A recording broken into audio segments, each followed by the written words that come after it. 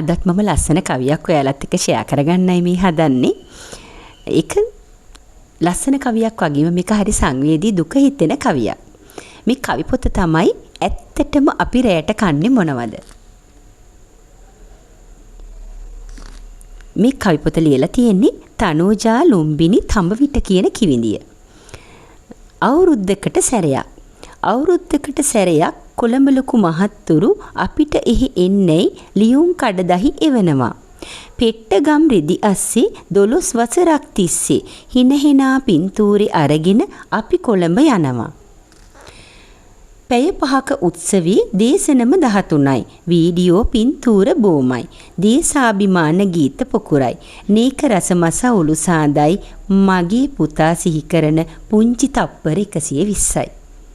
හිතා ගන්න පුළුවන්ද මේ කවුරු ගැනද මේ කවිය ලියලා තියෙන්නේ කියලා. මේ කවිය ලියලා තියෙන්නේ ඇත්තටම මීට අවුරුදු 12කට කලින් තමන්ගේ ජීවිතයෙන් සමුගත්ත ආදරණීය රණවිරු පුතෙක් වෙනුවෙන් තාත්තා කෙනෙක් කියන කවියක් තමයි මේ විදිහට මේ හරි සංවේදී විදිහට මේ කවියට නඟලා තියෙන්නේ. හින්නික් කිතර අකුරු ඇති නම් පොලිමක 227 වෙනියට මයි පුතා ඉන්නවා. අවුරුදුම 12ක් මායි අම්මයි මෙතන පුතාගේ නම බලා කඳුළු කැට හෙලනවා. ඉරුණු හදවත් තරම් ආයෙ ගම ඇදෙනවා. දාස් ගානක් වටින මල් පොකුරු අරගෙන පුතාලගේ නමත් වැරදියට කිය කොළඹ ලොකු මහත්තුරු අවුරුද්දකට වතාවක් වේදනා කන්දකට කුළු පහර ගහනවා.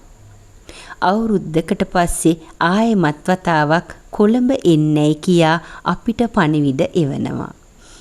ඉතින් පියෙක්ගේ හදවතේ තමන්ගේ රණවිරු පුතා වෙනුවෙන් තමන්ගේ ජීවිතයෙන් සමුගත්ත රණවිරු පුතෙක් වෙනුවෙන් කොච්චර ලොකු වේදනාවක් තියෙනවද කියලා ඒ වේදනාව කැටි කරලා මේ විදිහට ලස්සන කවියක් විදිහට